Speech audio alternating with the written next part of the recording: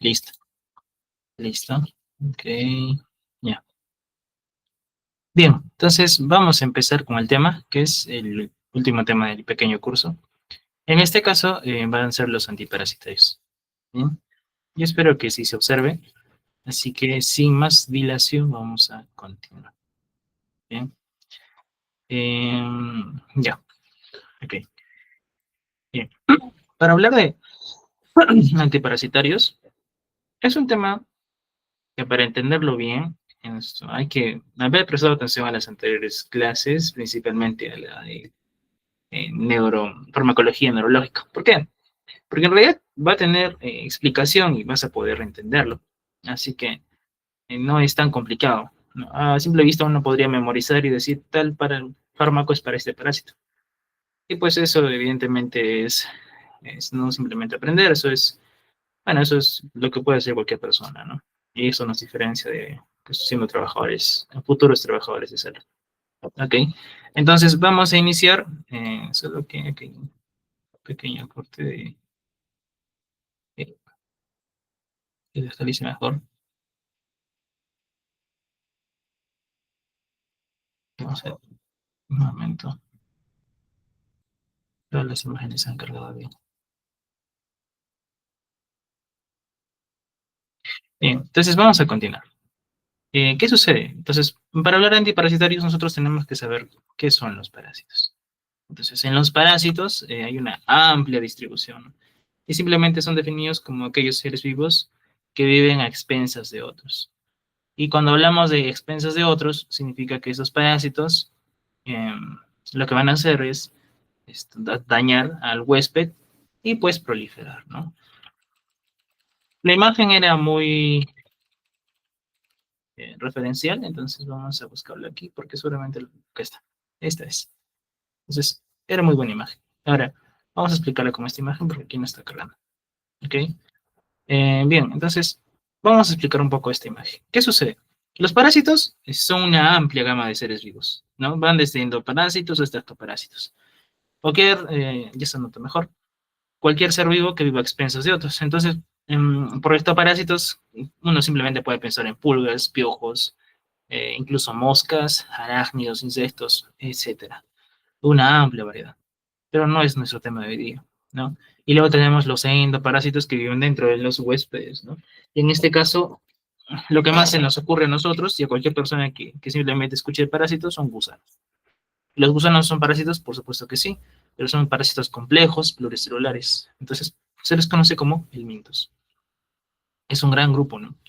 Y luego tenemos los parásitos, el otro grupo de parásitos, que son los protozoos, que son eucariotas unicelulares. Y que para estos también hay tratamientos, ¿no? Pero los que más conocemos es simplemente lo que son entamoeba histolítica, ¿no? Que es una ameba. Pero también hay otros que son, por ejemplo, las tricomonas, ¿no? Que pueden ser por transmisión sexual, pueden ser también por picadura de algún transmisor, una leishmania, toxoplasma, por ejemplo, algún tipo de plasmodium, trypanosoma cruzi, o sea, el mal de, que puede causar el mal de Chagas, el Valentium coli, ¿no? Que son en ocasiones considerados como huéspedes naturales del ser humano, ¿no? Etcétera. Entonces, todos estos son parásitos, pero tienen una clasificación y es mejor entenderlos así. Entonces, dentro, y el tema de hoy día, ¿cuáles vamos a considerar? Y el tratamiento para quiénes? Para estos compañeritos, bueno, para estos amiguitos, ¿no? Que son los helmintos. Entonces, los helmintos son los parásitos, los llamados gusanos, ¿no? Y tienen una subclasificación. Pero vamos a entender esto y es recordar un poco de parasitología, pero no vamos a hacer un repaso completo. Solamente eh, entender cómo tratar en base a su fisiología. Entonces, dentro de los helmintos tenemos un pequeño grupo que son los platelmintos, que son los gusanos planos. O sea, ¿quiénes son planos? ¿No? Los planos, si recordamos, son aquellas cosas que parecían unos fideos largos, las famosas tenias, o conocidas como céstodos, ¿no? Céstodos, entonces tiene esta Inia saginata, Diphyllobotrum pacificum, Hymenopletis nana, las tenias de perros, etc., ¿no? Echinococcus granuloso, la tenia de perro, entre otras cosas. Y luego tenemos los tremátodos. Los tremátodos vienen a ser los gusanos planos, pero pequeños. que parecen lapas, ¿no? Que parecen algún tipo de caracol, una babosa. Estos sí tienen un viaje y llegan usualmente a colonizar lo que es el hígado y los pulmones. Y tenemos las fasciolas y las esquistosomas, que sí pueden ser muy prevalentes en el Perú, ¿no? Entonces, cuando vayamos a trabajar, seguramente nos vamos a encontrar con alguno de estos curiosos animales. Y luego tenemos los muy conocidos gusanos. Aquí sí están los llamados gusanos o parásitos, ¿no? Que suelen comentarlo nuevamente, que son los nemátodos, que son cilíndricos. En este caso tenemos al Enterobius y al Ascaris, ¿no? ¿Quiénes son? Simplemente el Ascaris lumbricoides, Tricuris, que son Tricuris tricura, ¿no?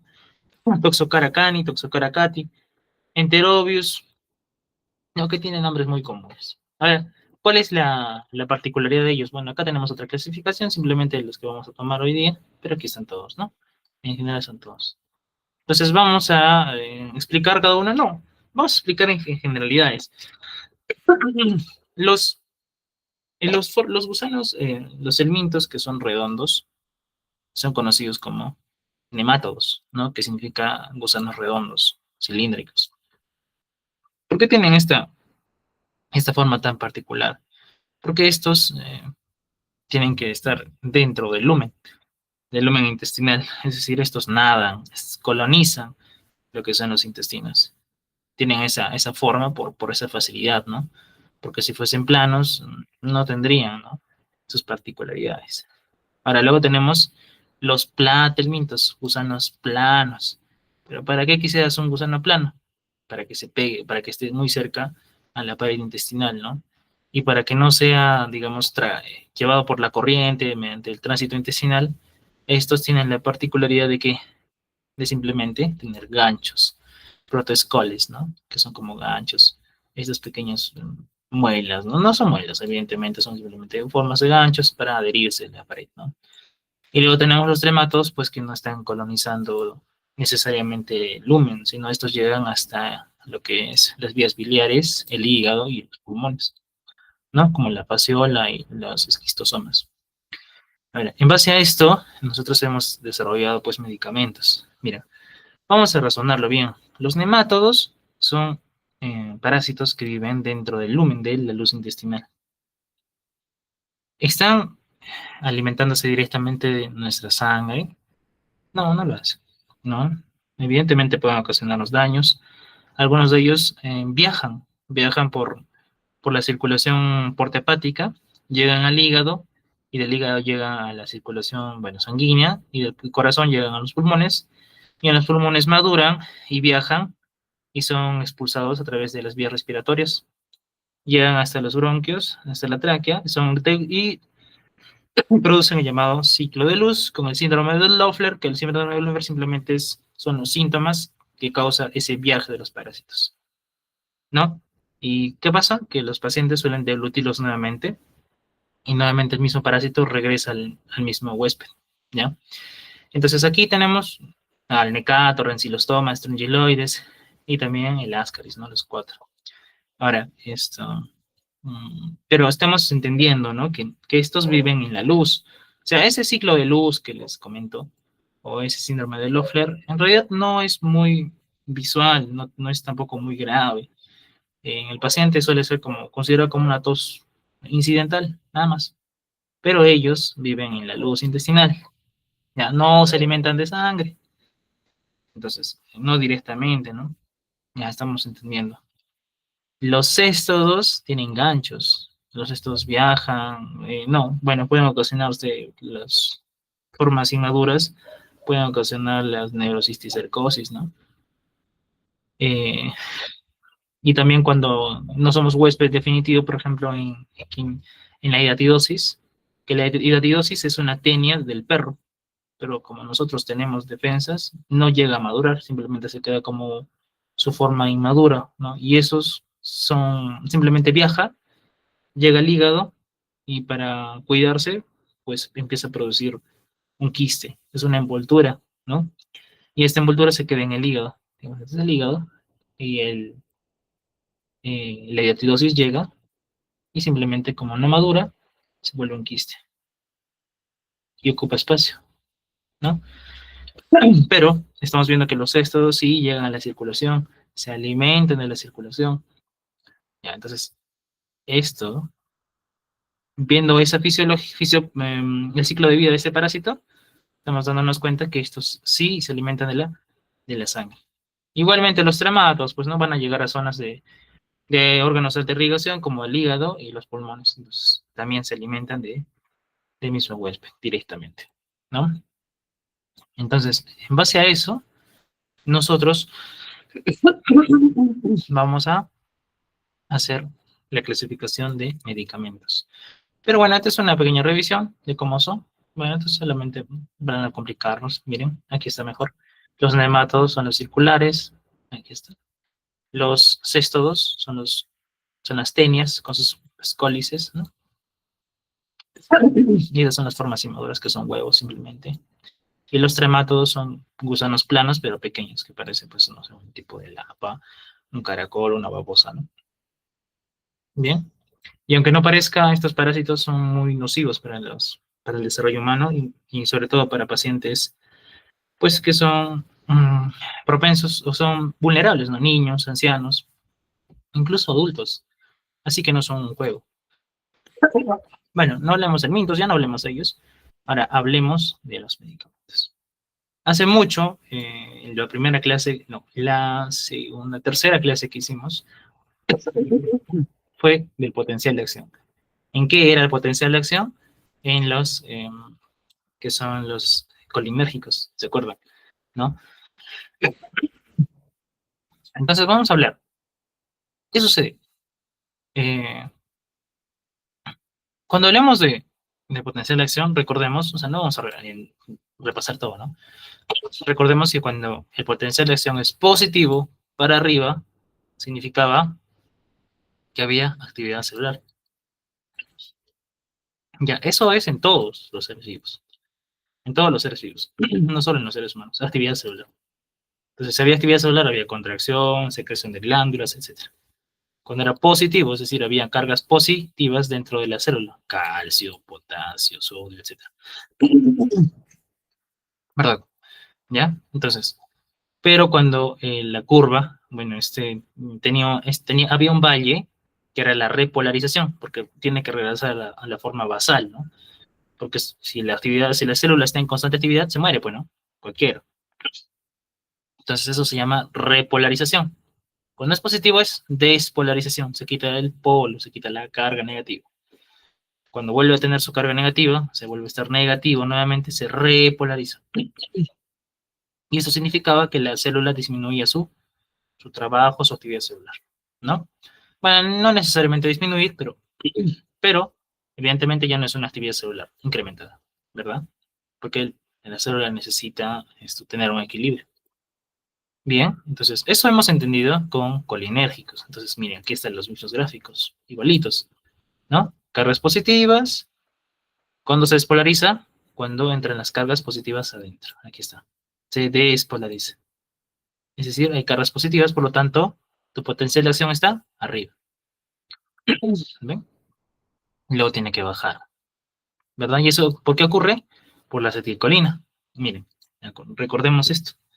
La acetilcolina y la acetilcolinesterasa. ¿No? La acetilcolina lo que hacía es estimular los receptores y estos receptores abrían canales aquí está, ¿ven? Estos receptores abrían los canales de calcio, de sodio, etcétera, cargas positivas. Y la acetilcolinesterasa, ¿qué hacía? Como había mucho acetilcolina, no queremos que la célula esté en constante estrés.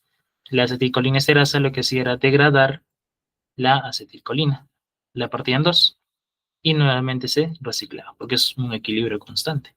Muy bien. Estamos recordando solamente las primeras clases. Y está bien, porque si entendemos esto, vamos a ver que todo el mecanismo de acción es facilísimo. Ahora, como yo les dije, existía el potencial de acción, la despolarización positiva. Muy bien, ¿no? Pero tú sabes que tu célula no puede estar, pues, estresada toda su vida, perdón, en actividad celular, ¿no? Tiene que estar, repolarizarse, tiene que volver a estar, bueno, no estar en un estado basal, ¿no? En un estado basal de equilibrio. Pero si la acetilcolina, ¿no? La acetilcolina, esto me permitía despolarizarme. ¿Qué me permite a mí que vuelva a estar con cargas negativas? Ah, ¿ya? Este tema no está en su guía, no está en su temario ni en sus sílabos. Se llaman los que son ansiolíticos y son los conocidos como las benzodiazepinas. Ya. ¿Qué pasa? Nosotros también tenemos otro neurotransmisor que hace lo contrario de la acetilcolina, que son las GABAs. Las GABAs, gamma amino, gamma aminobutil, ya no me acuerdo. La GABA es un neurotransmisor que hace que, al contrario de la acetilcolina que facilitaba la entrada de cargas positivas, la GABA lo que hace es que facilitar la entrada de, ¿quién? De cargas negativas.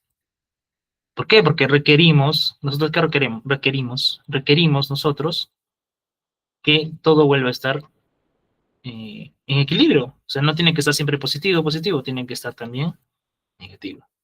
Entonces, el GABA lo que hace es introducir, ¿qué hace? ¿Qué introduce?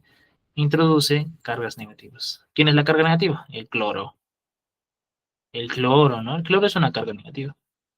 Entonces, el GABA hace ese trabajo, porque es un equilibrio. Tu cuerpo es un equilibrio constante, es fisiológicamente. Eso es fisiológico. El GABA hace que entren cargas negativas. ¿Y así qué pasa? Repolarizas. Repolarización. ¿Ya? ¿Ok? Mira, como añadidura, como yapa, te puedo decir que las benzodiazepinas, que son ansiolíticos, ¿qué hacen? Facilitan la entrada de qué? De cargas negativas. ¿Ya? Por eso son ansiolíticos. Bueno, tienen un efecto ansiolítico, ¿no? Simplemente disminuye un poco la actividad neuronal, ¿no? Eso es un poco, eso tiene efectos ansiolíticos. Ya, pero nuestro tema de hoy día no es antidepresivos ni ansiolíticos, sino antihelmínticos. Pero te explico esto, ¿por qué? Porque la GABA es importante.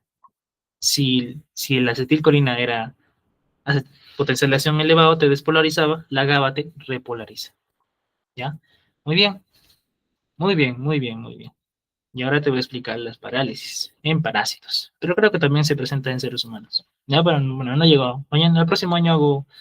Bueno, continuemos. Hablemos de parálisis flácida y parálisis espástica.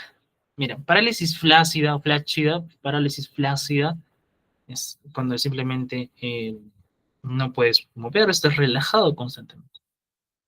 Entonces piensa, en una parálisis flácida, flácido de flácido, los músculos se vuelven débiles y flácidos.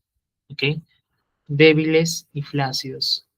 Ahora, ¿cuándo no habría, eh, ¿cuándo habría músculos débiles y flácidos? Cuando no hay contracción, ¿no? Entonces, cuando hay qué cosa? Eh, una potencial de acción negativo sostenido, ¿verdad? Bueno, es lo que quiero creer, ¿no? Bien. ¿Por qué? Porque la parálisis flácida, los músculos se vuelven débiles y flácidos. No hay contracción, simplemente se queda detenido. Y una parálisis espástica de espasmos, acuérdate, un espasmo, ¿cómo es? Si es un espasmo es como que unas contracciones continuas, ¿no? Solo imagínate así, como si estuviese, que tu brazo estuviese doblándose a cada rato y no te permitiese, ¿qué cosa? Flexionarlo, sino simplemente esté contraído. Eso es un tipo de parálisis igualmente. Parálisis espástica. Los músculos se vuelven rígidos y tensos. Ambos son parálisis. ¿Ya? Entonces, piénsalo, ¿no? Los parásitos, en los parásitos va a ocasionarse esos dos tipos de parálisis. La flácida y la espástica. Y ahora piénsalo, razónalo. ¿Cuándo pasaría una parálisis flácida? Cuando hay una repolarización sostenida, ¿no? Cuando hay mucha carga negativa. ¿Y cuándo habría parálisis espástica? Cuando hay muchas cargas positivas, ¿no? Porque hay mucha contracción, ¿ok?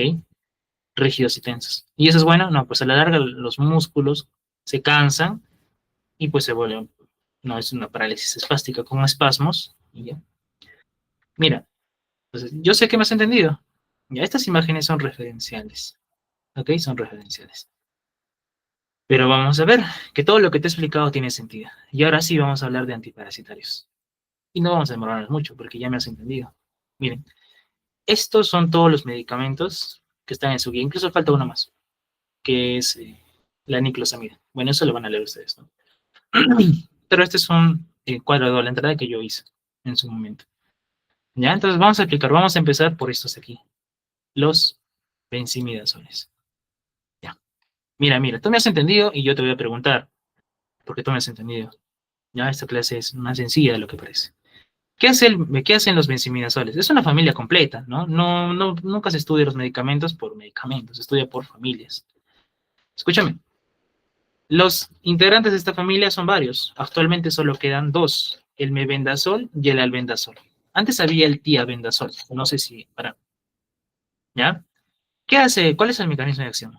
El mecanismo de acción, ¿qué hace? Simplemente inhibe la polimerización de los microtúbulos de tubulina beta. ¿Ya? ¿Qué significa eso? Microtúbulos. Si tú te acuerdas, los microtúbulos pues van a funcionar como que para formar usos mitóticos, así, división celular, producción de, no sé, proteínas, movilización de partículas, etcétera. ¿Ya? Entonces, si tú, ¿qué dice acá? Por toxicidad selectiva. O sea, ¿a quién va a afectar? ¿A nosotros, los seres humanos? No. Estos afectan principalmente a los parásitos. ¿Ya? Porque inhibe la fumarato reductasa mitocondrial de parásitos. En algún puede afectarnos, es raro, es muy raro. ¿Qué más? Disminuye el transporte de glucosa. A ver, todos somos seres eucariotas eh, que hacemos el ATP mediante el ciclo de Krebs. ¿El ciclo de Krebs qué requiere? Glucosa, energía. Entonces, si tú le quitas la gasolina a las células, ¿qué va a pasar? Van a morirse, no van a trabajar bien. Y desacoplamiento de la fosforilación oxidativa. ¿Qué significa eso? Igualmente, producción de ATP, disminución de la producción de ATP, simplemente. ¿Ya? Todo estos tres significa eso. ¿Y qué más? ¿Y de YAPA qué hace? Inhibe la polimerización de microtúbulos. O sea, ni siquiera puede dividirse sus células. ¿De quién estamos hablando? De los helmintos. Escúchame bien. ¿Cuál es la peculiaridad de los benzimidazoles? Para que nunca te olvides. Yo te voy a preguntar. Simplemente, ¿cuál es? La absorción es muy mala del mebendazol, demasiado mala. No se absorbe, es muy poco su absorción. Si tú te la tomas, si tú tomas una pastilla, créeme que el 95% de la pastilla va a llegar y se va a ir en el baño, ¿ya? Entonces, y si se absorbe un poquito, ese 5% se metaboliza rápido. O sea, es tan rápido que es inservible para o sea, no llega a tu circulación, ¿no? ¿Y dónde se elimina? Evidentemente en las heces. Es lógico, ¿no? Si no se absorbe. Ya, mira. Entonces, yo te voy a preguntar, te voy a salir de acá, y tú me vas a responder. En este caso, Kiara. Kiara, quiero que me respondas. Si este medicamento eh, le gusta, digamos, dañar a los helmintos, pero no se absorbe bien, ¿en quién crees que tenga efecto? ¿En qué tipo de parásito?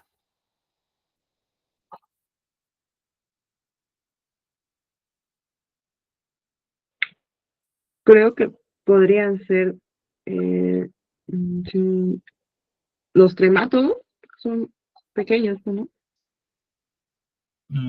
Ya mira, no se absorbe bien, no llega a la sangre, simplemente tú lo tomas y prácticamente sale igual. ¿En quién? ¿Cuál de estos tres? Mm. Pues ¿Quiénes los que viven en viven la... en intestinal sería. Claro, Sí. ¿quiénes viven en la Mm. luz intestinal? Los nematodos, los gusanos cilíndricos, circulares, ¿no? El ascaris. Entonces, es lógico, no hay nada de memoria, bueno, sí, se estudia, ¿no? Pero no hay que memorizar nada. Vamos a ver más adelante el espectro, pero en base a lo que yo les he comentado, es que si se absorbe muy poco, significa que solamente va a actuar en la luz. ¿Y quiénes viven en la luz? Los parásitos como el ascaris, ¿no? Y luego tenemos a su primo hermano, que es el albendazol. El albendazol tiene el mismo efecto, pero tiene otra peculiaridad, que sí se absorbe. Este sí se absorbe. Es más, se absorbe con grasas, ¿no? Se recomienda al paciente que lo consuma con comidas, ¿no? Ya se puede con grasas. Pero ¿quién se absorbe del albendazol? Su metabolito activo, que se llama sulfóxido de albendazol. Ese se absorbe. Si este se absorbe y todo lo que hace es disminuir el ATP, dañar a la división celular, se absorbe. Si llega a la sangre, ¿dónde va a llegar? A parásitos que estén formando, pues, ¿no? Por ejemplo, algún tipo de quiste. Es por eso que el sulfóxido de albendazol se usa en quistes, ¿ya? Y hablamos de hidatidosis, principalmente hidatidosis, ¿ok? Muy parecido al mebendazol, se elimina lentamente y hay una forma en la orina, ¿no? Si llega a la sangre, ¿dónde se va a eliminar? Toda la sangre siempre pasa por el riñón, ¿no? Que es el gran filtrador. Entonces, el albendazol se elimina en orina, el sulfóxido de albendazol, porque el albendazol sí se absorbe, ¿ya? Entonces, estamos viendo el espectro. Bueno, aquí está nuevamente el mecanismo de acción del albendazol. En este caso, estamos viendo cómo funciona. Bueno, ¿no? Que inhibe la producción, polimerización de microtúbulos. ¿Qué significa eso? Simplemente que se formen más microtúbulos, ¿ya? Simplemente se queda detenido. Listo. Ok. Entonces, ¿qué significa? ¿Qué hace en el parásito? Disminuye en sus células el movimiento, endocitosis, etcétera. También disminuye la captación de glucosa y en total, ¿qué significa? ¿Qué les dije?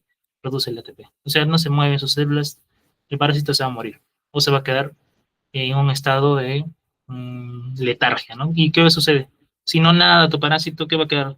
Simplemente va a ser expulsado mediante las heces, ¿no? El tracto gastrointestinal. ¿Ok? Y esto de aquí también es lo mismo que le he explicado. En total, ¿qué significa? Que disminuye la producción de ATP. Así funcionan los benzimidazoles. Y ahora vamos a hablar, pues, de sus interacciones, ¿ya? Bueno, la cimetidina es un antihistamínico que ya no se usa, pero puede aumentar su biodisponibilidad, es decir, se puede absorber mejor. Pero no hablemos de interacciones porque difícilmente les vayan a tomar. Así que hablemos de lo otro, ¿no? De las RAMs. Entonces, yo sé, Kiara, que también lo has pensado, ¿no? ¿Qué RAMs puede darte un medicamento que no se absorbe casi nada? Mira, si un medicamento no se absorbe casi nada, ¿qué va a suceder? Simplemente no te va a causar RAMs. Hay muy pocas reacciones adversas medicamentosas por los benzimidazoles. ¿Por qué? Porque se quedan en la luz, pues. Entonces, si te va a producir algún tipo de daño, ¿dónde va a ser? A nivel intestinal. ¿Por qué? Porque está matando los gusanos. Entonces puede ocasionarte algún tipo de náusea, un tipo de diarrea, dolor abdominal. No es sistémico, para nada. Una diarrea, pues, es por el mismo efecto del medicamento, ¿no? Ya, pues, si pues te va a causar disminución del apetito. Anorexia es eso, ¿ah? Disminución del apetito. Y si es muy grave los parásitos, si hay muchos parásitos, te puede ocasionar vómitos, ¿no? Y mareos. Bueno. ¿Cuál es la indicación del mebendazol? 400 miligramos. Bien. No, perdón, 500 miligramos en parasitosis. Puede ser en una dosis o en dosis divididas. ¿Ok?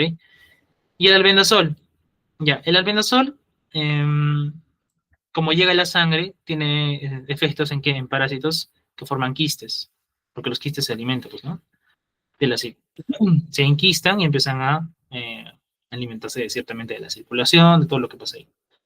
O simplemente se forma una capa protectora y empiezan a crecer lentamente. Entonces, ¿el albendazol tiene efectos adversos? Sí puede tener, pero son pocos. Y a largo plazo se tolera bien, ¿no? Muy, muy bien, de hecho, el albendazol. Es muy bueno. Por eso, el albendazol se utiliza en pacientes con hidatidosis, quistes hidatídicos, porque a veces requieren tratamientos de largos años, de 10, de 5 años, cuando son muy graves. ¿Ok? Evidentemente, si llega a la sangre y pasa por el hígado, no vas a darle a pacientes que tengan cirrosis, ¿no? Con disfunción hepática. ¿Ok? Bien, listo. Bueno, estos son, bueno, algunos datos que no están en su guía, así que vamos a obviarlos, pero estamos entendiendo mejor. Ahora, entonces, en base a lo que les he comentado, vamos a ver, ¿cuál sería el espectro de estos medicamentos, del albendazol, de los benzimidazoles? Estamos viendo que el mebendazol solo afecta a los que están en la luz. Entonces van a ser casi todos los nematodos. Y los de importancia médica en este país van a ser estos, pues, ¿no? El Ascaris lumbricoides, Anquilostoma. Pues estamos hablando del Necator, Strongyloides, ¿no? Aquí está. Ancylostoma duodenale. ¿Qué más? Los gusanos de perros, ¿no? Los Enterobius, las tricuras. O sea, son gusanos que viven en la luz. ¿Pero va a tener efectos en los demás? No, pues obviamente no, porque no llega a la sangre, porque los demás nematodos, perdón, los demás gusanos, helmintos, tienen otra forma de alimentación, ¿no? Pero hemos visto que ¿quién? Que el albendazol sí tiene absorción por vía sanguínea, se llega a la circulación sanguínea. Entonces, este va a tener efectos ¿dónde? Aparte de parásitos que están en la luz, ¿en quién más va a tener efectos? En quistes. ¿Y en quiénes forman quistes? La neurocisticercosis por Taenia solium y la hidatidosis por Echinococcus granulosus, ¿ya? Y como curiosidad, el sulfoxio albendazol es de elección para hidatidosis, ¿ya? ¿Por qué? Porque justamente va a llegar a los quistes. Listo, ya hemos entendido. Sencillo. Y ahora hablemos del siguiente medicamento, del siguiente grupo, que simplemente está conformado por uno, que es la ivermectina. La ivermectina va a derivar de también de una bacteria, se llama Streptomyces. ¿Y qué medicamento más derivado de la Streptomyces? Los macrólidos. ¿Ya? Pero les voy a soltar un dato más adelante. ¿Ok? ¿Qué sucede? ¿Cuál es el mecanismo de acción de la ivermectina? La ivermectina, ¿qué hace? En el parásito va a inducir una parálisis tónica. Parálisis tónica o parálisis flácida. ¿Ya? Es lo mismo. Parálisis tónica o parálisis flácida. ¿Por qué? ¿Qué hace? Mira, dice, activa canales de cloro por glutamato. Ya, no usa GABA, es glutamato. El glutamato igual activa canales de cloro, ¿ya? Y si tú activas canales de cloro, ¿te acuerdas qué pasaba?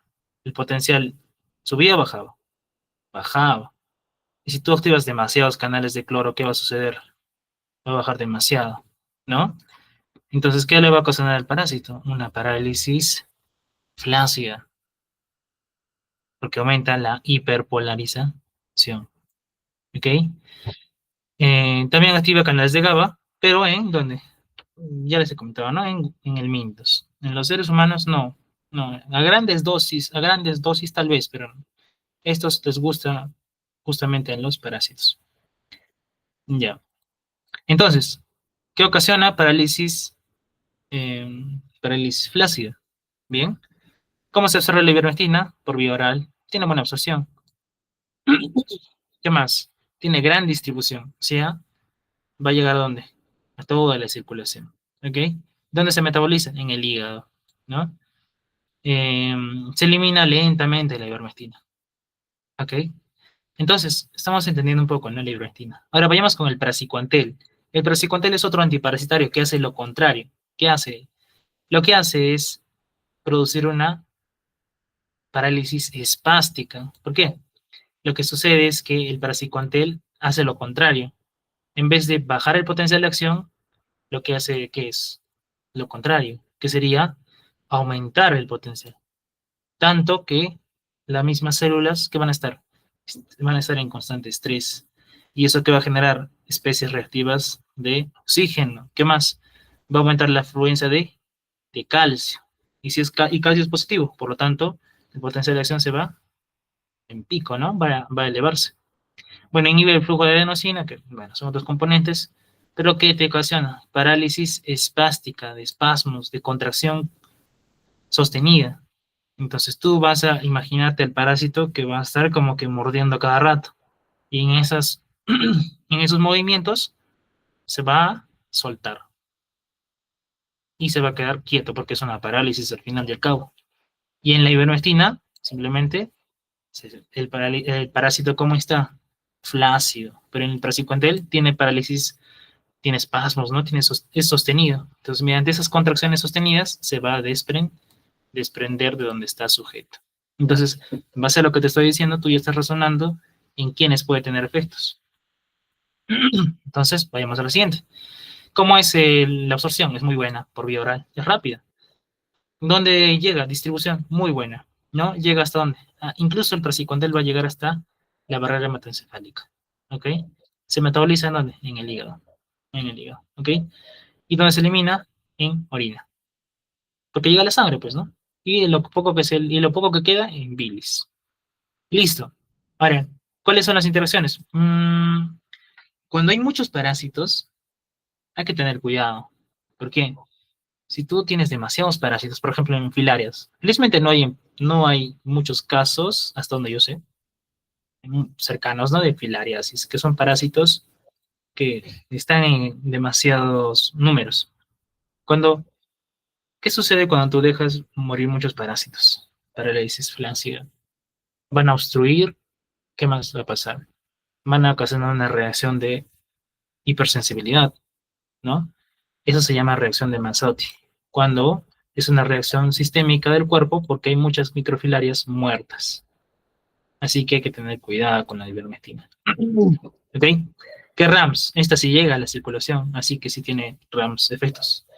Por ejemplo, te puede ocasionar prurito. ¿Por qué? Porque estás matando pues a los parásitos. Por eso mismo es una reacción, ¿no? Prurito, inflamación de ganglios. ¿Bien? Acá dice tratamiento de oncocercos volvulus, que son parásitos igualmente, eso es lo que te estoy comentando. ¿Qué más te puede ocasionar la hipermestina? Fiebre, taquicardia, hipotensión, mareo, cefalea, o sea, todo esto son efectos del mismo mecanismo, porque estás matando a los parásitos y tu cuerpo produce una reacción para los parásitos y esto te puede ocasionar fiebre, taquicardia, hipotensión, etc. Entonces a la ivermectina usualmente, ¿qué le das? Aparte de ivermectina, le das glucocorticoides juntos. ¿Ok? Bien, entonces, cuando hay algunos parásitos que llegan hasta el sistema nervioso y la ivermectina sí pasa. Entonces, mira, si tú,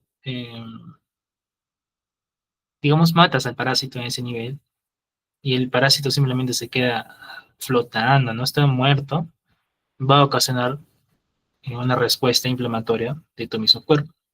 Entonces, si está ahí, te puede ocasionar algún tipo de encefalopatía por la misma respuesta. Es una discapacidad permanente, ¿no? Por una discapacidad y discapacidad permanente. Entonces, hay que tener cuidado, ¿ok? Cuidado. Indicaciones. Para la ivermectina, ¿para quién se usa? Para la estrongiloides. La estrongiloides es un parásito que hace ciclo de luz, o sea, viaja hasta los pulmones, ¿ya? Entonces se utiliza la ivermectina para la estrongiloides, ¿ya?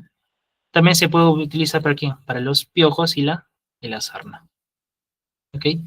Y el praziquantel, veamos con el praziquantel, ¿qué sucede? El praziquantel hace contracciones sostenidas, ¿ok? Entonces, ¿qué ramas puede haber? Muy similares, porque hay muerte de parásitos, puede ocasionar que cosa en el paciente, pues incomodidad abdominal, mmm, puede ocasionarte fiebre, prurito, urticaria, erupciones, respuestas fisiológicas, ¿no? A la muerte de parásitos. Acá dice, ¿no? Por la misma carga parasitaria. Bien, ¿ok? El praziquantel se puede utilizar, o sea, si tú lo utilizas para neurocisticercosis, es decir, quistes en el sistema nervioso por tenia solium, puede ocasionarte algún tipo de meningismo, convulsiones, así que hay que tener cuidado, ¿ya?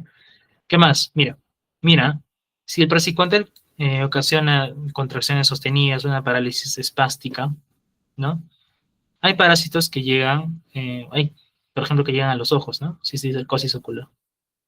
¿Tú qué crees que va a ocasionar? ¿Tú quieres que esté, no sé, si un parásito llega ahí, o el mismo quiste, quieres que se mueva? No, pues, ¿no? El quiste no se mueve, obviamente, ¿no? Pero se da una parálisis espástica. No es buena, pues, si un parásito se aloja en el ojo, porque te va a dañar irreversiblemente. Así que se piensa. Bien, bien, entonces, ¿para qué se usa? Bueno, se utiliza en combinación usualmente para psicoante. Y aquí vamos a ver. Entonces, ya hemos entendido cómo funcionan los benzimidazoles. Ahora entendamos para quién es la ivermectina. La ivermectina, que te dije que ocasiona que el parásito se quede flácido. Entonces, requieres simplemente que se quede así, paralizado, flácido. ¿Y quiénes están así? Fácil, los gusanos que están en el lumen. No quieres que naden, pues, ¿no? Ya no nadan para escapar. Simplemente son expulsados mediante el tracto gastrointestinal. Entonces la ivermectina se utiliza para nematodos que viven en la luz. El praziquantel, ¿qué ocasiona? ¿Qué te dije? Contracciones, ¿no? Entonces, ¿quiénes están sujetos dentro de quiénes tienen ganchos? Escólices, las tenias o los cestos, ¿no? Tenias o cestos, ¿ya? Tenias o cestos. Entonces, el praziquantel, ¿para quién se utiliza? Para las tenias. Tenia saginata, tenia solium. No hay que darle en dónde, en neurocisticercosis ocular, porque ya sabemos qué ocasiona, ¿no? ¿En qué más? En otras tenias, en todas las tenias, Hymenopteris nana, Echinococcus diffidobotronulatum, son tenias, ¿ok? ¿Y por qué en la hidatidosis no? Porque la hidatidosis no forma tenias, forma quistes en el ser humano. Entonces, ¿le vas a dar en quistes para Praziquantel? No, pues no llega, pues. Tremátodos. ¿Qué son los tremátodos? Esos gusanos planos. Planos pero pequeños. Bien. ¿Se lo vas a dar el praziquantel? No, porque sí puede tener algún efecto, por ejemplo en el Paragonimus, ¿no? Pero, ¿por qué no le das? ¿Ya? Acá dice que no en fascia hepática, pero estos son otros parásitos que no están en este país, ¿no? El Paragonimus sí, pero ¿por qué no le darías praziquantel? Porque están alojados dentro del hígado, por ejemplo, ¿no? Tú le vas a dar a un fascia hepática que puede estar en las vías biliares. No, pues porque va a dañar más. ¿Y a dónde va a escapar? No escapa, ¿no? La fascia hepática no va a salir fácilmente. Requiere tratamiento a veces quirúrgico. ¿Ok? Entonces, el praziquantel, ¿para quién se está indicado? Para los céstodos, para las tenias. Ya, entonces estamos viendo por qué, por su mecanismo de acción. ¿Ya? Listo. Luego tenemos los pamoatos, ¿ya? Es más sencillo a partir de aquí. ¿Listo? El pamoato los pamoatos de Pirantel o Oxantel lo que hacen que es parálisis espástica, muy parecido a quién? Al praziquantel. Por eso acaban en tel, ¿ves? Son como primos, ¿bien? Entonces, simplemente, ¿qué hacen? Parálisis espástica. Muy parecido, mira. Vas a ver qué dice, inhibe las colinesterasas. Significa que hay mucho acetilcolina, y acetilcolina aumenta las cargas positivas. ¿Eso qué es? Se eleva el potencial de acción. Es decir, parálisis espástica por espasmos. Mira, ¿dónde se elimina? En las heces. Bien, tiene absorción muy poca absorción. Entonces, ¿para quién vas a darle? Para parásitos que están en la luz. Fácil. Entonces, y aquí tenemos otra más, que es la nitazoxanida, pero te voy a hablar de esta al final. ¿Ok? Entonces, bien, ¿qué más? De los pamoatos, ¿qué RAMs tienen? ¿Qué RAMs tienen? Si tienen poca absorción y usualmente se da para parásitos que actúan en el lumen, pues son síntomas gastrointestinales por la muerte de parásitos. Cefalea, mareos, salpullido, fiebre, diarrea, etcétera. Bien, indicaciones. Bueno, en este caso, simplemente se toma, ¿no? Se toma, puedes tomarlo con o sin alimentos, no cambia mucho en realidad su absorción. Bien, entonces, ¿cuál es el espectro de estos medicamentos para parásitos que viven en la luz? ¿Ves? Es más, se puede combinar con albendazol. Pamoto de Pilantel, Pamoto de Oxantel, para Ascaris, Trichura, Enterobius, etcétera. Bien, entonces sí tiene ese espectro. Listo. Pero si este medicamento se absorbe poco y le vas a dar a los estos, no tiene efectos. En el libro dice que no, en el Goodman. ¿Ok? Bien, entonces con eso hemos acabado la parte de lo que son parásitos helmintos. Pero tú sabes que habían parásitos protozoarios, endoparásitos. Y aquí tenemos a los nitroimidazoles, ¿ya? Y el más conocido es el metronidazol. ¿Cuál es el mecanismo del metronidazol? Mira, vamos a entender con esta imagen de aquí. Normalmente, tú y yo formamos lo que es el ATP a través de eh, bueno, del ciclo de Krebs, ¿no? ¿No? Y la glucólisis, pues, se convierte en piruvato y el piruvato pasa a acetil-CoA, ¿ok? Tenemos diferentes enzimas que van a facilitar eso, ¿bien? Pero nosotros somos eucariotas, pero existen seres vivos que no utilizan formas aeróbicas, sino solamente glicólisis, ¿no? Entonces, estos no utilizan, no lo hacen en presencia de oxígeno. ¿Y quiénes estamos hablando? Los anaerobios, ¿no? ¿Y quiénes son los anaerobios? Las bacterias anaerobias y también los parásitos. Los parásitos hacen uso de glicólisis, ¿ok? Entonces, ¿qué hacen los parásitos? Los parásitos utilizan una enzima llamada P4, ¿ya? P4, que es piruvato ferredoxina oxidorreductasa, ¿no? Conocido por los amigos como P4. ¿Qué sucede con la P4? La P4 lo que hace es, el piruvato tiene 2 electrones, ¿ok? Lo que sucede es que la ferredoxina está oxidada. Vamos a recordar un poco de química. Si está oxidada, está con cargas positivas. Y el piruvato está con cargas negativas. La P4 lo que hace es convertir el piruvato en acetil-CoA. Bien, en los parásitos y anaerobios, ¿no? Piruvato en acetil-CoA, la P4. ¿Y cómo lo hace? Recicla esos 2 electrones con la ferredoxina. Y la ferredoxina oxidada, cuando lleva los 2 electrones, ¿qué sucede? Se reduce, pues, ¿no? Por química, ¿no? Redoxina, se reduce. Entonces es ferredoxina reducida. Y el piruvato se convierte en acetil-CoA. Listo. Pero ¿qué va a pasar? La P4 lo que ha hecho que es reciclar, ¿no? Esos 2 electrones del piruvato y ha reducido la ferredoxina. Y la ferredoxina tiene que volver a reciclarse para convertirse en ferredoxina oxidada. ¿Listo? Y eso es normal, eso sucede normalmente en los anaerobios y en protozoarios. Pero el metronidazol, ¿qué es? Es un profármaco. Se necesita activarse. Entonces el metronidazol tiene un grupo y este grupo tiene una carga positiva. ¿Está activo el metronidazol? No, no está activo. Simplemente entra así, ¿no? Al parásito. Pero, ¿qué sucede? En vez de que la ferredoxina se recicle normalmente, lo que hace el metronidazol es que llega como medicamento y se roba esos 2 electrones. ¿Ok? Entonces, ¿qué ha ocasionado?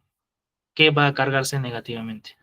Entonces, así, esto de aquí es la forma activa del metronidazol. Activa del metronidazol. Del metronidazol. El metronidazol lo que ha hecho es inhibir la P4. No, no, no, no, no. ¿Qué ha hecho el metronidazol? Se ha, primero que nada, reducido y luego oxidado. Mira, se ha reducido y luego oxidado. ¿Qué ha hecho la P4? No la ha dejado usar, reciclarse normalmente. Se ha robado sus electrones. El metronidazol lo que ha hecho es un mecanismo de acción mediante redox. ¿Ya? Acuérdate bien. ¿Y esto de aquí qué es? Si tienen cargas negativas, se va a convertir en ¿quién? En Eros. Perdón. Sí, especies reactivas, ¿ya? No necesariamente de oxígeno. ¿Y esto qué va a ocasionar? Va a dañar el RNA de quién? De las bacterias y parásitos. ¿Y eso qué va a ocasionar? Si dañas el RNA por Eros, ¿no? Especies reactivas de oxígeno, vas a dañar el RNA y por lo tanto no va a producir proteínas, no se va a reproducir y se va a morir. Mira, sencillo, ¿no? El metronidazol actúa como profármaco. ¿Bien? Actúa como profármaco. Como profármaco. Ahí esta imagen se explica mejor, pero la otra está mucho más didáctica y es lo mismo que te he explicado. ¿Ya? Mira. Se ha convertido de la glucosa hasta acetil-CoA mediante la P4. ¿Ok? Mira, ahora, vamos a ver. Entonces, con eso vamos a entender el mecanismo de acción del metronidazol. ¿Qué dice acá? El metronidazol es contra anaerobios. Es un profármaco. Por lo tanto, requiere ser activado. ¿Activado con qué? Con una reacción de tipo redox. ¿Entiendes? Metronidazol es un profármaco, entonces se activa, tiene que reducirse porque gana 2 electrones, ¿no? Entonces, mediante, ¿qué cosa? Una reacción de tipo redox, ¿ok? Y eso ocasiona eh, especies, bueno, uniones radicales, lo que significa que son simplemente especies reactivas que van a dañar al DNA o al ADN del parásito o bacteria, en este caso. Sencillo, ¿no? Entonces no tenemos que explicarlo con eso, sino con la imagen era más entendible. Entonces, qué hace el metronidazol? Utiliza el redox, ¿no? Bueno, es un profármaco que utiliza los electrones de la ferredoxina para activarse. Y cuando se activa, va a empezar a dañar al DNA del parásito. Ya, no es Eros, tiene un nombre especial que se llama... Ya, lo he olvidado, pero el punto es que va a ocasionar así. ¿Listo? Puedes decirle metabolitos citotóxicos, ¿no? Bueno, acá está otro gráfico que es mucho más, simplifica mejor, pero es lo que te he explicado. Entra la célula por difusión pasiva y ¿qué sucede? Que se activa, ¿no? El profármaco, de tal manera que el profármaco va a generar ¿qué cosa? Metabolitos citotóxicos, ¿no? ¿Y esos qué van a hacer? Van a dañar al ADN celular de quién? Del parásito. Bien, del parásito. ¿Y eso qué va a ocasionar? Que no produzca proteínas, unas rupturas de cadenas, ¿no? Inhibición de la síntesis de ADN, ya no se va a poder replicar, lesiones por oxidación, degradación del ADN y en total, muerte del parásito. Sencillo, ¿no? Entonces, tiene buen efecto. Listo. Su primo hermano era el tinidazol, pero no sé si se sigue usando. Bien, entonces, mira, ¿cómo se absorbe el metronidazol por vía oral? Es muy buena y completa. ¿Listo? Llega a todos lados, sí, menos a placenta. Menos a placenta. Entonces, ¿eso es bueno o es malo? Es bueno, es bueno, es bueno. ¿Se puede dar en gestantes? Bueno, pueden investigarlo, ¿no?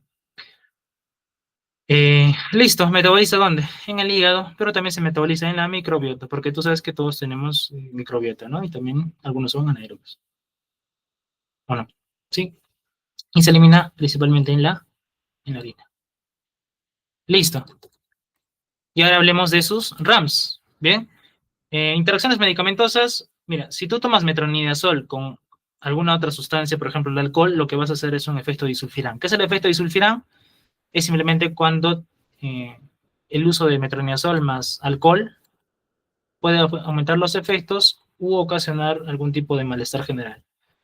Vómito, cefalea, etcétera, ¿no? Incluso puede ocasionar psicosis y confusión. Así que hay que tener cuidado con este medicamento. Bien, listo. ¿Qué RAMs tiene? Sabor metálico, por ejemplo, en el paciente. Y si actúa a nivel del sistema, bueno, de parásitos gastrointestinales, esto puede ocasionar diarreas, malestar abdominal, ¿no? Sensación de presión pélvica, vómitos inclusive. Si son parásitos que están, no sé, a nivel de... eh, son parásitos de transmisión sexual, ya pues te va a ocasionar sensación de presión pélvica, ¿no? Muy raras, mareo, vértigo, ¿por qué? Por el efecto disulfirán. Hay que tener cuidado con eso, ¿ok? Y son muy, muy raras. En ocasiones se ha observado que hay encefalopatías, convulsiones, ataxia, parestesia, cuando se interrumpen súbitamente el tratamiento. Pero es muy, muy raro, demasiado raro, ¿ok? Puede ocasionar reversiones muy lentas e incompletas ocasionalmente. Bien, y hasta un síndrome de Steven-Johnson, que simplemente es una respuesta inflamatoria muy fuerte, ¿ok? Indicaciones. Mira, se metaboliza en el hígado, entonces tienes que disminuir la dosis en pacientes con enfermedades hepáticas. No le vas a dar en en el primer trimestre de embarazo, hay que tener cuidado igualmente, ¿ok? Y pacientes que tengan algún tipo de trastorno, bueno, que estén en tratamiento que tengan algún trastorno del sistema nervioso, porque el metronidazol recuerda que puede tener alguna posible neurotoxicidad, ¿ya? Bien, entonces mira, si el metronidazol tiene efectos en anaerobios y bacterias, en parásitos anaerobios, entonces los nitrimidazoles, ¿dónde tienen efecto? En prácticamente todos los parásitos protozoarios. Y aquí se observa, mira, las yardias, entamoeba, tricomona, isospora. Es más, Es más, hasta el metronidazol es de elección en tricomonas y en termóvil histolítica. ¿Listo? El tinidazol en Yardias, pero igual se utiliza metronidazol en Yardiasis, ¿ya? En las guías está. Y la criptosporidiasis, donde yo encontré es que no estaba, pero se puede usar porque el tinidazol también es el mismo efecto. ¿Ok? Y bueno, vamos a hablar del último, que nos estábamos olvidando. ¿De quién estamos olvidándonos? De la nitazoxanida. ¿Por qué les dije que iba a enseñarles al final? Porque la nitazoxanida lo único que hace, ¿cuál es? Que simplemente va a inhibir, ¿qué cosa? La P4. La nitazoxanida inhibe la P4. Listo, nada más. Mira, por vía oral, se absorbe bien, tiene buena biodisponibilidad, esto, y se elimina en dónde? En la orina y en las heces. ¿Ya? La nitazoxanida inhibe la P4. Vamos a verlo, ¿ya? Vamos a verlo. Se inhibe la P4. P4. ¿Dónde estaba la P4? Aquí. ¿Qué hace el metronidazol? El metronidazol se activa usando una reacción de tipo redox y ocasiona citotoxicidad en el ADN, ¿no? Redox. ¿El metronidazol inhibe la P4? ¿Está inhibiendo la P4 de alguna manera? Para nada. Pero eso es pregunta trampa. ¿Quién inhibe la P4? La nitazoxanida. La nitazoxanida. Es diferente, ¿ah? El metronidazol no inhibe, no interfiere en la P4. Utiliza la P4, pero la nitazoxanida sí inhibe la P4. ¿Y eso qué ocasiona? Fácil, que no se puede reducir el piruvato y no se transforma en acetil-CoA. Por lo tanto, ¿qué va a pasar con el parásito? Sin ATP, ¿no? Y se muere. Bien, entonces, vamos a ver. Vamos a ver en esta imagen simplemente que la nitazoxanida, pues, tiene efectos adversos, sí. Colora en verdoso la orina. ¿Ya? Categoría B en gestantes, se puede dar, son seguras, es segura. Bien, ¿en dónde se da? Infecciones mixtas por protozoarios. Mira, en el libro de Goodman dice que tiene efectos en el mintus. No, perdón. Sí tiene efectos en el mintus, pero no tiene mucho sentido. Pero si lo dice el libro, entonces así es. ¿Ya? Pero, porque ¿quiénes tienen la P4? Los anaerobios, pues. ¿Y los el mintus son anaerobios? No, son eucariotas también, entonces ellos no tienen, no necesariamente tienen P4, ¿ok? Pero los protozoarios y los anaerobios sí. Anaerobios sí. Muy bien. ¿Ya? Entonces, mira, aquí estamos viendo el espectro. ¿Cuál es el espectro de la nitazoxanida? Fácil. ¿En quiénes? En parásitos unicelulares, protozoarios. ¿Ves? En todos prácticamente, porque inhibe la P4. Pero el libro te pone que puede tener efecto en quiénes? En nematodos. ¿Bien? Puedes memorizarlo, ¿ya? Y en algunas literaturas hasta en sextos, pero no te puedo asegurar nada. Así que sigue tu guía. Si tu guía te dice esto, pues ponlo, ¿ya? Y bueno, esos serían todos y falta una más que es la niclosamina, pero eso es muy corto, es un párrafo, así que te recomiendo que lo lean. Bien, entonces con esto hemos acabado la clase. Kiara, ¿hasta aquí se ha entendido? Sí, sí se podía entender. Ya, entonces te voy a preguntar, te voy a preguntar,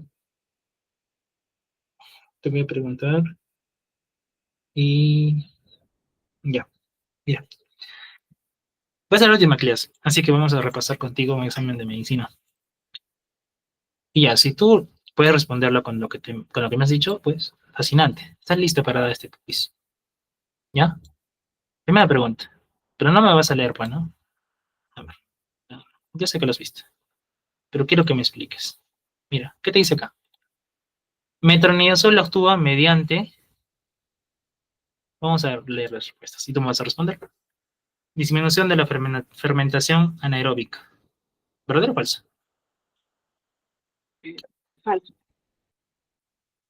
Falso, ¿no? ¿Qué es el metronidazol? El metronidazol, Fermen- por así decirlo, saca los dos electrones y por lo cual eh, polariza y entonces de esa manera evita, daña el RN de las bacterias y parásitos y evita que se, bueno, que se que puedan seguir Claro, reproduciéndose muy y bien. demás. Bueno, claro, proteínas, muerte celular, ¿no? Daño en el ADN. No te olvides, anaerobios, ¿ya? Ya, no sé si se diga polarizar, ¿ya? Así que no te confundas con esos términos, solo dile que se ha reducido. Cuando tienes dos electrones, se reduce. Bien, muy bien, falso. Ahora, dime, despolimerización de microtúbulos, ¿verdad o falso? Hay falsos, eso era en la benzodiazepina, pero sí. Mm, Benzimidazolís, muy bien, muy bien. Inhibición de la piruvato ferredoxina oxidorreductasa, o sea, P4. el, ¿Inhibe la P4? no, no, ¿Quién inhibe el la P4? PFR, el ¿Quién PFR la era inhibe? la niatos. Nitazoxanida. ¿Ya? Muy bien. Formación, ahí está. Radicales libres se llama. Por reducción del metronidazol, ¿verdadero o falso? Sí, verdadero. Sí, sí, Claro. es verdadero. Ya, es radical. El nombre real es radicales libres. Los radicales libres son los que dañan el ADN. ¿Ya? Muy bien. ¿Por qué? Porque se reduce el metronidazol. Muy Eh, bien. ¿Sí? ¿Se entendió? sí, Listo. Siguiente. Mira, con relación a la nitazoxanida. Nitazoxanida. Ya, debe tenerse en cuenta que, para empezar, ¿es útil en ascariasis, sí o no? ascariasis, no, creo que sí. Ascariasis es, Ya. creo que para la de- ¿Te acuerdas que inhibía la P4, no? Pero te dije que en el libro dice que sí es útil en nematodos, o sea, la ascaris lumbricoides, ¿no? Entonces sí, es correcto. ¿Ya? No sé cómo explicarlo, pero el libro dice así. Lo que sí sé es que la nitazosanida inhibe la P4, por lo tanto es principalmente para protozoarios. Ya. ¿La nitazosanida se absorbe bien o se absorbe mal? tiene buena absorción y oral. Ya está, entonces falso, ¿no? Pigmenta la orina de color pardo, ¿verdad o falso? Y el falso era verdoso. Muy bien. Y no se prescribe durante el embarazo. Eh, creo que Es era seguro y categoría B. sustancia, creo. Sí, Seguro y se puede sustancia. usar. Aparte, no tenemos P4 nosotros, entonces no podría dañarnos, ¿no? Pero siempre hay que tener cuidado con los medicamentos, ¿no? Así que no es cualquier cosa tampoco, ¿ya? Entonces, el más correcto es este de acá. Muy bien. Vamos con la siguiente pregunta. Mira, niclosamina lo vas a leer tú, pero te dejo esta parte para que lo resuelvas, ¿ya? Bien. Mira, esto es fácil. Aumento de la permeabilidad para el calcio. Calcio es positivo. Es el mecanismo de acción de. Ahora me vas a decir, ¿cuál es el mecanismo de acción del albendazol? De la benzoil es inhibe el piruvato reductasa y evita el transporte de la glucosa, lo que es el ATP, y inhibe lo que son los microtúbulos beta. Ya está. Ya, sí, es correcto. Está bien, está bien. Casi te corrijo una parte, pero tienes razón. Antes de comentar, porque eso dice más abajo, ¿no? Es correcto, inhibe la polimerización de microtúbulos, ¿no? Principalmente. Y también disminuye, pues, el ATP mediante fosforilación oxidativa, disminución, ¿no? Etcétera. Muy bien. ¿Qué hace el oxantel y el pirantel? No sé. Son inhibidores de la colinesterasa. Sí, inhibe colinesterasa. Exactamente. Claro. Poquito, parálisis. ¿Pero es que es espástica o tónica?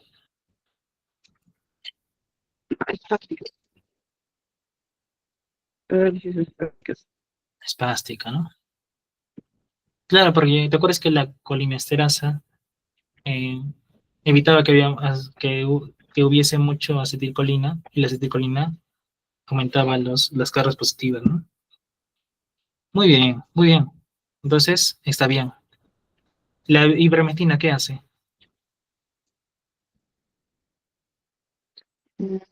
Induce la parálisis tónica o flácida. Es activa, creo que es activa por los canales de cloro por el Ujú, glutamato.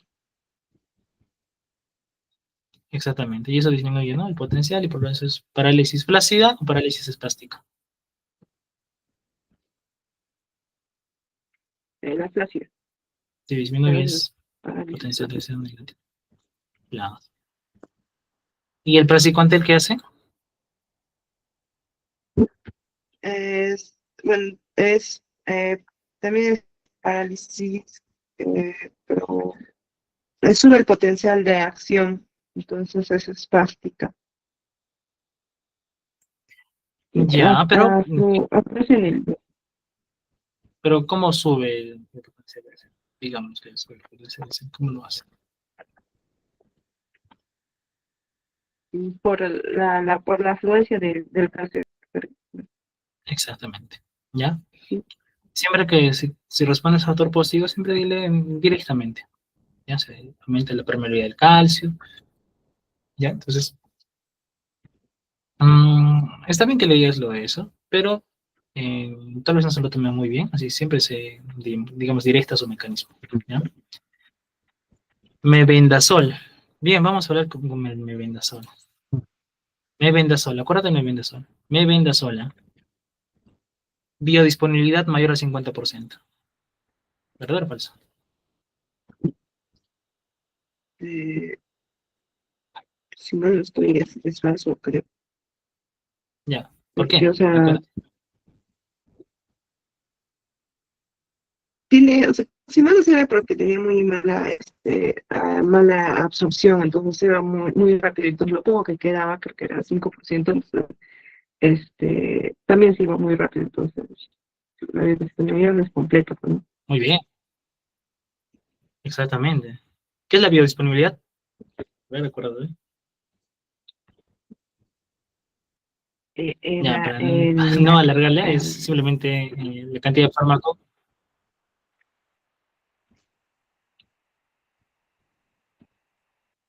de fármaco que llega a la sangre. ¿Ya? Eso es biodisponibilidad. ¿Sí? Muy bien, muy bien, muy bien. Claro, entonces, mayor al 50% para nada, ¿no? Apenas 5%. Es más, ese 5% se elimina fácilmente. Bien, genera metabolitos activos. Metabolitos activos. El mebendazol. Metabolitos activos. ¿Genera metabolitos activos? ¿Verdadero o falso? Este es falso. Y este, es falso, es la vendasol, creo que genera metabolito activo. exactamente. Muy bien. El vendasol tiene metabolito activo, pero el mebendazol no, pues, porque se usa muy poco. ¿Se puede utilizar en el segundo y tercer trimestre de gestación?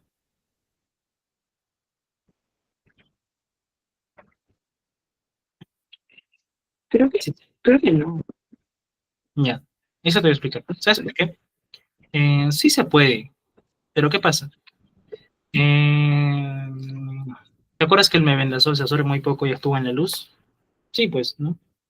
Entonces actúa en la luz y ya, pues no se absorbe, poco llega a la gestación, pero ¿se puede utilizar? Sí, pero no se utiliza en el primer semestre porque cuando el primer semestre es la formación de la diferenciación histológica del producto, del feto. Ya todavía es un embrión, un feto. Entonces, se sigue utilizando, pues se utiliza ATP, ¿no? Y si el mebendazol, una pequeña parte llega a entrar, va a alterar la diferenciación celular. Es por eso que muy pocos medicamentos se dan en el primer trimestre, ¿ya? Muy pocos, casi ninguno, apenas penicilinas, ¿no? ¿Por qué? Entonces, por eso, no se evitan riesgos. Pero cuando están en el segundo y tercer trimestre ya es organogénesis. Los tejidos ya están diferenciados, solo están migrando, consolidándose. Entonces ya no hay necesidad, digamos, de tener mucho miedo, pero siempre se tiene precaución, ¿no? ¿Se puede utilizar en el segundo y tercer trimestre? Sí, se puede utilizar. Pero lo mejor es evitar darle riesgos al paciente. Si es necesario, se le da.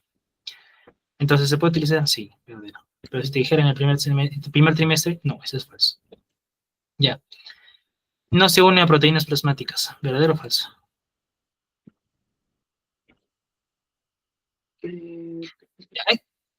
Esta de acá creo que no les he dicho, pero si tiene una mala absorción, poco se une, ¿no? Pero, no, pues no, no se une, o sea, es falso, sí se une, pero es como que es como te digo, es un enunciado que lo ha hecho el doctor lo puso pues porque simplemente quiso ponerlo, ¿no? Bien, y por último, vayamos a esta de aquí, ivermectina. Vamos, de frente, ¿ya? Tú me respondes verdadero o falso. Ivermectina, ¿te acuerdas cuál es el mecanismo? A ver, dímelo. E inducción a la parálisis flácida y se activa por el cloro, por el glutamato. Muy bien. Por Bien, el facilita el glutamato. ingreso de calcio. ¿Verdadero o falso?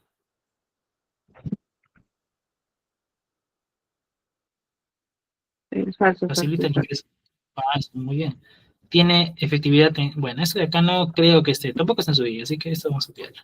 Ya, pero falso, ya no tiene efectividad en anquilostomas. Tampoco. ¿Ya? Porque me parece que anquilostoma es un tipo de tremátodo. Así que usualmente la ivermectina se usa para parásitos de luz. ¿Ya? ¿Qué más? Se excreta sin cambios en la orina. ¿Verdadero o falso? ¿Qué les dije? Es, es falso. Se excreta Sí, se excreta en la orina, ¿no? Pero no es que sin cambios, se metaboliza, pues, y se excreta con cambios, por lo tanto es falso. Y bueno, acá te dice, no tiene actividad contra pilares adultos. Ya, sí, no tiene mucha efectividad, eso es correcto. Ya, pero no les habla de pilares. Pero bueno, eso nos preguntó, ¿ya? Este es un examen de medicina, este es un quiz que hemos dado nosotros hace mucho tiempo, es de mis compañeros. Pero eso es parásito. Aquí hay otra práctica, pero es prácticamente lo mismo. Solo que siempre revisa un poco, ¿ya? Mira, te muestro, este es un ejemplo del resumen de que hice yo, de antimicóticos. Este es todo el espectro. Y este es el espectro completo. Bueno, este es un nuevo resumen que hice, así que es todo lo que hemos avanzado hoy día, ¿ya? Eh, entonces,